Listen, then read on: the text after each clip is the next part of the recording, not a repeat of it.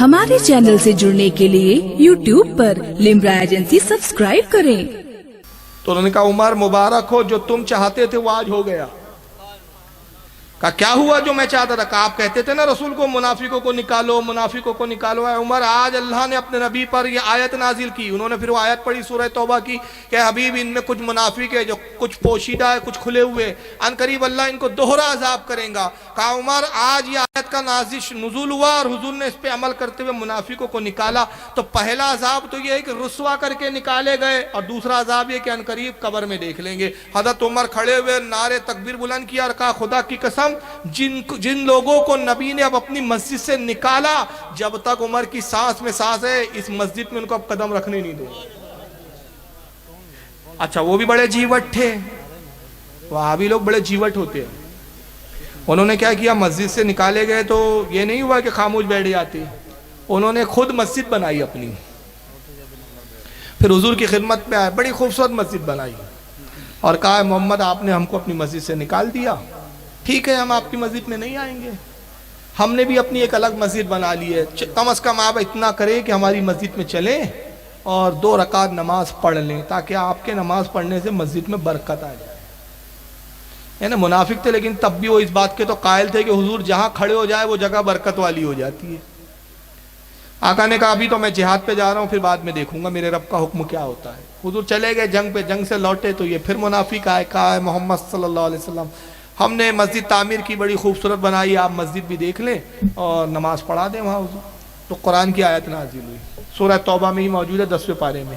اللہ نے فرمایا آیت کا مفہوم ہے کہ حبیب اس مسجد میں کبھی کھڑے نہ ہونا جس کی بنیاد پہلے ہی دن سے نفاق اور فتنے پہ رکھی گئی۔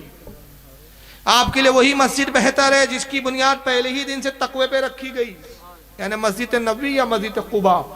جب یہ آیت نازل ہوئی اور اس جگہ کو، اس مسجد کو فتنے کی مسجد کہا گیا، اس کا ذکر قرآن میں آیا، اور اس کا نام مسجد کا کیا بتایا اللہ نے؟ مسجد زرار۔ حضور نے فرمایا کون ہے جو اس مسجد کو ڈھا دے؟ مسجد ڈھانے کا حکم دے رہے ہیں رسول اللہ، اندازہ لگائیے، اور قرآن نے مسجد ہی لفظ استعمال کیا اس کے لیے۔ تو صحابہ کی ایک جماعت تیاری، حضور ہمیں کہا جاؤ اس مسجد کو ڈھا دو کہ یہ مسجد نہیں بلکہ فتنے کی جگہ، فتنوں کا اڈا ہے۔ صحابہ گئے اس کو ڈھا دیا، اور بلکہ ڈھانے کے بعد حضور کے حکم سے اس کے جو کھنڈرات تھے اس میں بھی آگ لگا دی گئی۔ تو منافقوں کو، بدعقیدوں کو مسجد سے روکنا یہ رسول اللہ کی سنت ہے، اور یہ حدیثوں سے ثابت ہے، بلکہ قرآن میں سورہ توبہ میں اس کی تفصیل موجود ہے 10 اور 11ویں پارے میں، آپ اس کو خود جا کے پڑھ لیں، کسی کی بھی تفسیر دیکھیں یہی تفسیر ملے گی۔ تو بہرحال، اور یہ بھی ہمارے علماء فرماتے ہیں کہ اگر کسی سنی مسجد میں کوئی بدعقیدہ آ جائے اور سب میں شامل ہو جائے تو سب کا ثواب ضائع ہو جاتا ہے، سب وہاں سے منقطع ہو گئی، یہ بھی ایک نقصان ہے ہمارا۔ اور دوسرا سوال کیا تھا آپ کا؟ جی حرامی کہنا کیسا ہے؟ ہاں دوسرا یہ کہ بدعقیدہ کو حرامی کہنا کیسا ہے؟ تو بھائی اس تعلق سے تو قرآن سے ثبوت ہے اس کا۔ سورہ قلم کے اندر رسول اللہ کا ایک گستاخ تھا ولید ابن مغیرہ، اس نے نبی کو مجنون کہہ دیا تھا، پاگل۔ تو پروردگار عالم نے اس کے جواب میں سورہ قلم نازل فرمائی، اور اپنے ارشاد فرمایا نون والقلم، اے میرے حبیب نون اور قلم کی قسم، آپ ہرگز ہرگز مجنون نہیں۔ پھر اللہ نے حضور کی تعریف بیان کی، کہا کہ یہ مجنون کیا کہتا ہے، وَإِنَّكَ لَخُلُقٍ عَظِيمٍ، آپ کا اخلاق، آپ کی خوبو تو بڑی شاندار ہے۔ اور پھر رب نے ولید ابن مغیرہ کے 10 عیب بتائے، کہ حبیب یہ آپ کو مجنون کہتا ہے، اس میں خود 10 عیب ہے۔ پہلا عیب یہ ہے کہ بخیل ہے، کنجوس ہے، لائی لگائی کرتا ہے، جھوٹ بولتا ہے، غیبتیں کرتا ہے، اس طرح کے اس کے 9 عیب بتائے، اور وہ 9 عیب سن کر وہ ولید ابن مغیرہ کہتا تھا ہاں ہاں یہ عیب مجھ میں ہے۔ اور 10واں جیسی عیب بتایا تو وہ بھی چوک گیا۔ 10واں عیب یہ تھا، رب نے فرمایا اُتِلِّم بَعْدَ ذَلِكَ بِزَنِيمٍ، اے میرے حبیب ترہ یہ کہ اس کی اصل میں خطا، یہ حرامی ہے۔ یہ چوک گیا ہے، میں حرامی ہوں، مجھے خود نہیں معلوم۔ تلوار نکالی، اپنی ماں کے پاس پہنچا، ماں کی گردن پہ تلوار رکھ دی، بتا میرا باپ اوریجنل کون ہے؟ کہا بیٹا تیرا باپ ولید مغیرہ ہے۔ کہا نہیں جھوٹ بولتی ہے تو، میرا باپ مغیرہ نہیں ہے، ولید نام تھا، مغیرہ اس کے باپ کا نام تھا، پوری دنیا ولید ابن مغیرہ کے نام سے جانتی تھی۔ کہا نہیں میرا باپ مغیرہ ہی نہیں۔ کہا بیٹا میں کہہ رہی ہوں نا تیرا باپ مغیرہ۔ کہا محمد کے رب نے بتایا محمد کو کہ میرا باپ مغیرہ نہیں، میں حرامی ہوں، اور محمد اور اس کا رب جھوٹ نہیں بولتے، بتا میرا باپ کون ہے؟ سچ نہیں بتائیں گی تلوار سے گردن تن سے جدا کر دوں گا۔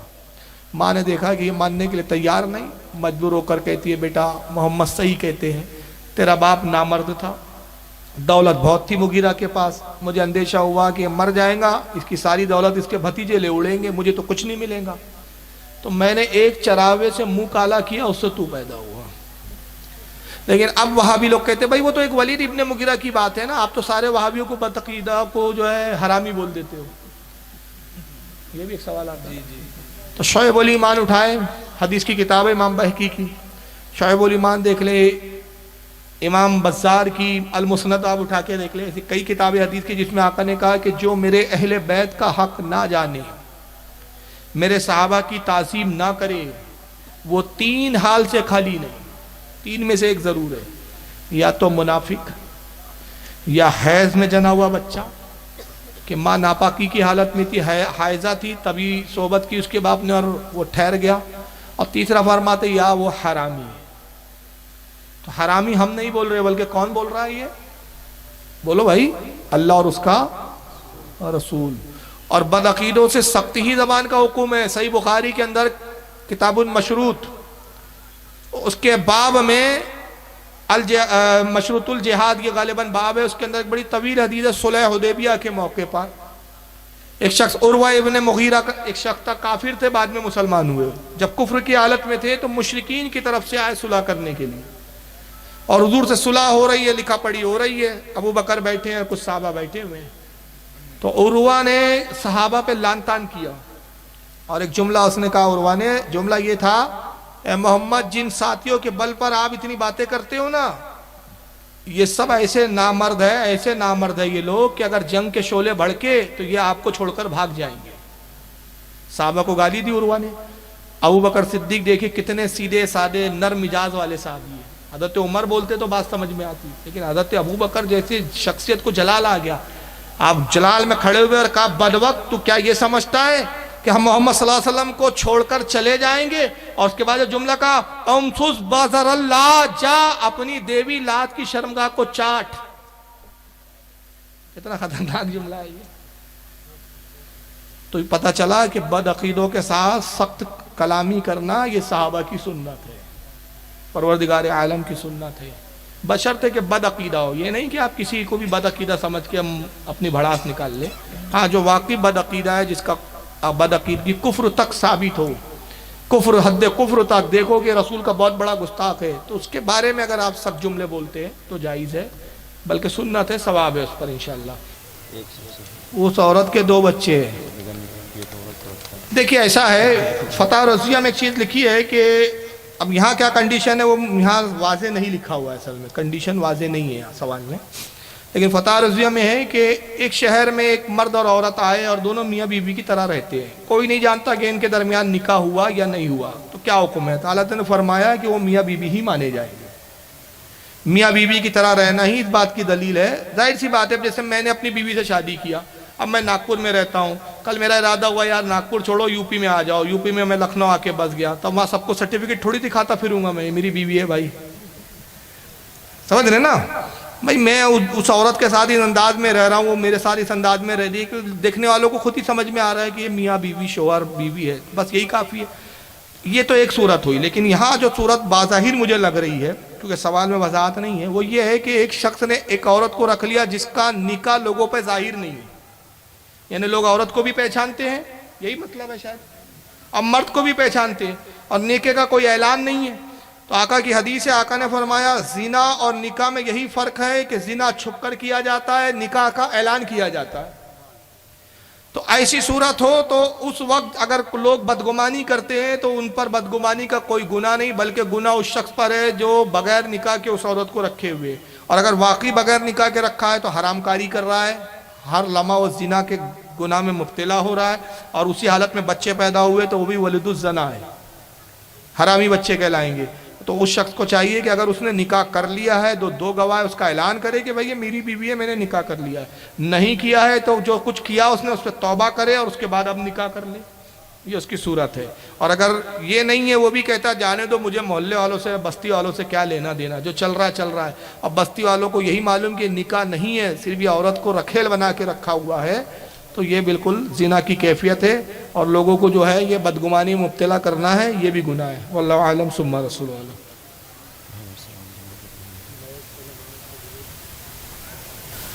سوال یہ پوچھا کہ لاؤڈ اسپیکر پہ نماز کا کیا حکم ہے؟ تو اکابرین ہمارے جتنے گزرے ہیں، سرکار مفتی اعظم ہند ہو، شیر بشیل اہل سنت ہو، مفتی برہان الحق صاحب ہو برہان ملت، مفتی علامہ نعیم الدین مراد آبادی صاحب ہو، حضرت صد الشریعہ ہو بار شریعت کے مصنف، جتنے ہمارے اکابرین ہیں سب کا فتویٰ لاؤڈ اسپیکر پہ نماز پڑھنے کے لیے تعلق سے ناجائز کا ہے۔ لیکن اب آج کل کچھ مولوی حضرات ہیں جو جائز کا فتویٰ دے رہے ہیں، تو میری تو رائے یہ ہے کہ بزرگوں کے فتوے پر عمل کرنا میں ہی بہتری اور نجات ہے، اس لیے کہ ہمارے یہ اکابرین جن کے فتوے ناجائز کے ہیں، یہ اکابرین علم کے وہ کوئے ہمالیہ ہیں کہ آج کے پورے مولانا مل جائے تو ان میں سے ایک کے برابر نہیں ہو سکتے۔ اور دوسری بات یہ کہ بغیر نماز کے بغیر مائک کے نماز ہو جاتی ہے، اس پر تو کسی کا اختلاف ہے ہی نہیں، ہے کہ کسی کا اختلاف؟ مائک پر ہوتی ہے یا نہیں ہوتی اس پر اختلاف ہے۔ تو اب مان لیجئے قیامت کے دن ان کا قول صحیح نکل گیا کہ جنہوں نے کہا مائک پر نماز نہیں ہوں گی، تو پھر اس نماز کی بھرپائی آپ کیسے کرو گے؟ تو ایسا رسک ہی کیوں اٹھائیں ہم؟ لیکن آج کل ایسا ہو گیا ہے کہ اکثر مسجدوں میں ٹرسٹی لوگ، بہت جگہ امام راضی بھی نہ ہو تو ٹرسٹی لوگ جو ہے مسجد کے انتظامیہ کے جو لوگ ہیں وہ دباؤ ڈالتے ہیں امام پہ، مائک لگاؤ، لاؤڈ اسپیکر لگاؤ، کیوں؟ آواز نہیں آ رہی ہے۔ ایسا معلوم ہوتا ہے سب اتنے عربی جاننے والے ہیں کہ امام نے قرأت کی سارا ترجمہ کر لیا انہوں نے دماغ میں۔ پھر کچھ لوگ رمضان میں بڑے ہوئے، ابھی رمضان آ رہے ہیں تو رمضان میں بڑا شور ہوتا ہے، یار تراویح میں تو لگاؤ کم سے کم مائک، یار امام صاحب کیا پڑھ رہے ہیں پتہ تو چلے۔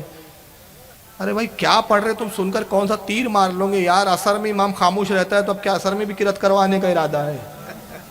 ظہر میں بھی تو خاموش رہتا ہے، عشاء کی بھی 2 رکعت میں خاموش رہتا ہے، مغرب کی بھی 1 رکعت میں خاموش رہتا ہے۔ تو شریعت نے بتایا کہ قرأت اتنا لازم نہیں ہے، بلکہ مسئلہ کیا ہے درہ مختار میں کہ جو نماز جہر ہے، یعنی وہ نماز ہے جس میں قرأت زور سے کی جاتی ہے، تو امام کے لیے اتنی ہی قرأت کافی ہے کہ پہلی صف کے 2 مقتدی سن لے۔ کتنے مقتدی؟ 2، وہ آخری صف تک سب سنے، یہ کوئی شریعت نے لازم ہی نہیں کیا۔ تو بہرحال یہ کوئی جتنے اس تعلق سے بہانے کیے جاتے ہیں سب فضول بہانے ہیں، اصل یہ ہے کہ بچنا ہی بہتر ہے، اور اسی پر ہمارے بزرگوں کا فتویٰ ہے۔ سرکار محدث اعظم کا فتویٰ یہ ہے کہ وہ فرماتے ہیں کہ لاؤڈ اسپیکر بدعت سیاح ہے۔ اب بدعت سیاح وہ جس پہ گناہ ہوتا ہے۔ بدعت سیاح کیوں فرمایا؟ کہا اس لیے کہ یہ مکبر کی سنت کو ختم کرتی ہے۔ حضور کے زمانے میں جب آواز پیچھے نہیں پہنچتی تھی تو سرکار صحابہ کو مکبر بناتے تھے۔ ابو بکر صدیق اکثر مکبر ہوتے تھے، صحیح بخاری میں باقاعدہ اس پہ باب ہے۔ تو صحابہ کو مکبر بناتے تھے۔ اب لاؤڈ اسپیکر ہونے سے مکبر ہٹا دیا گیا، مکبر بھائی لاؤڈ اسپیکر تو کام کر رہا ہے۔ تو بہت ساری وجوہات ہیں جس کی بنا پہ نماز نہیں ہوتی، تو بہرحال بہتر ہے کہ بچے۔ واللہ عالم ثم رسول عالم۔ ایک صاحب کی بیوی میکے چلے گئی، شوہر نے کہا کہ شام تک گھر پہ نہیں آئی تو میں تجھے طلاق دے دوں گا۔ تو اس پہ طلاق ہوئی یا نہیں؟ تو اس پہ طلاق نہیں ہوتی، دے دوں گا پہ نہیں ہوتی۔ کسی نے کہا لیکن ایک جگہ مستقبل کی بات کی تو حکم لگتا ہے، ایک جگہ نہیں لگتا۔ کسی نے کہا میں 2 سال بعد طلاق دے دوں گا، تو طلاق نہیں ہوگی۔ کسی نے کہا یہ کری تو میں طلاق دے دوں گا، اس پہ نہیں ہوں گی۔ لیکن اگر کسی نے کہا 2 سال بعد میں کافر ہو جاؤں گا، اسی وقت کافر ہو گیا۔ کسی نے کہا 2 سال بعد میں ہندو بن جاؤں گا، اسی وقت ہندو کا حکم لگ گیا اس پہ۔ تو یہاں حکم لگتا ہے لیکن طلاق میں وہ نہیں ہے۔ طلاق جب تک دیں گا نہیں، زبان سے ادا نہیں کریں گا، تب تک واقع نہیں ہوتی۔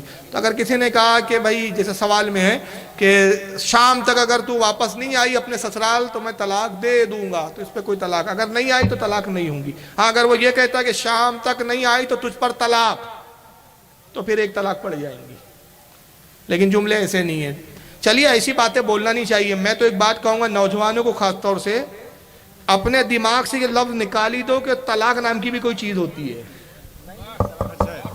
آپ اپنے جلسوں کی ریکارڈنگ کے لیے ہم سے رابطہ قائم کریں۔ لمرا ایجنسی، امین آباد، لکھنؤ۔ Mobile number 9935055789۔